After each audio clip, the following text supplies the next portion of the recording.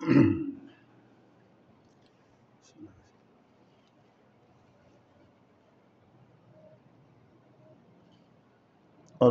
للہ رب العالمین والعاقبۃ للمتقین والصلاة والسلام علی سید الانبیاء والمرسلین اما بعد فاعوذ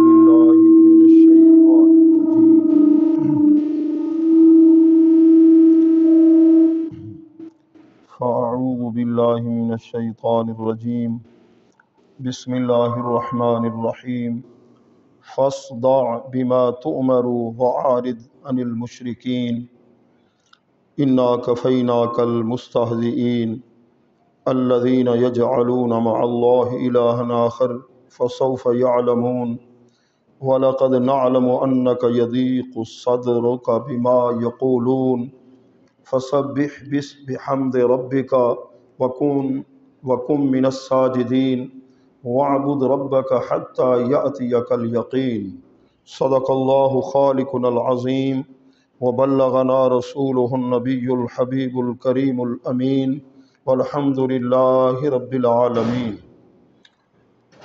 برادران اسلام، محترم و مکرم حاضرین، شعبان المعظم کا بابرکت مہینہ،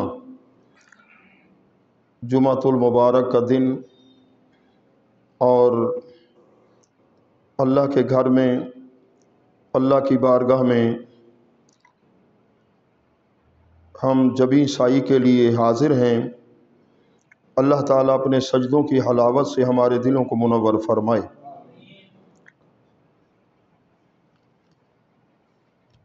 سورۃ الحجر پارہ نمبر 14، آیت نمبر 94 سے آخر 99 تک، یہ سورۃ الحجر کی تکمیل ہو رہی ہے۔ پارہ نمبر 14، ان آیات مقدسہ کی تلاوت کرنے کا شرف نصیب ہوا۔ ترجمہ و مفہوم سماعت فرمائیں، اور اس کے بعد مزید اس کی توضیح و تشریح اللہ تعالیٰ قرآن مجید کے نور سے ہمارے دلوں کو منور فرمائے۔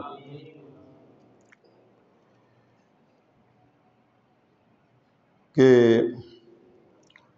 ترجمے سے پہلے تھوڑا سا پس منظر، کہ جب حضور پر نور تاجدار مدینہ سرور قلب و سینہ صلی اللہ علیہ وسلم کی دعوت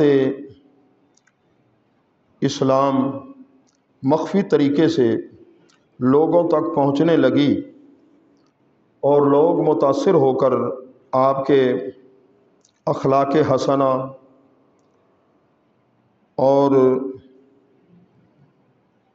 آپ کی سیرت طیبہ سے متاثر ہو کر ذوق در ذوق حلقہ بگوش اسلام ہونے لگے، حضور علیہ السلام کی غلامی میں داخل ہونے لگے۔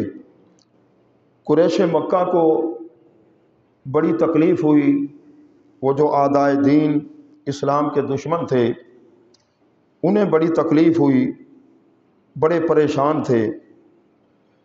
اب کسی نہ کسی طریقے سے اس دعوت کو روکا جائے تاکہ یہ اپنے مشن میں کامیاب نہ ہو سکیں۔ اب سر جوڑ کے وہ بیٹھ گئے، مشاورت کرنے لگے کیا کیا جائے۔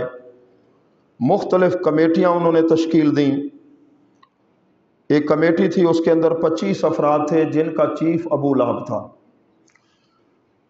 ولید بن مغیرہ بھی تھا، اور بھی مختلف انداز سے اس دعوت اللہ، دعوت اسلام کو روکنے کے لیے انہوں نے بڑے ہتھ کنڈے استعمال کیے، بڑے حربے کیے، بڑی کوششیں جاری رکھیں۔ حق اور باطل کا ٹکراؤ، یہ اللہ تعالیٰ کی قدرت کا نظام ہے۔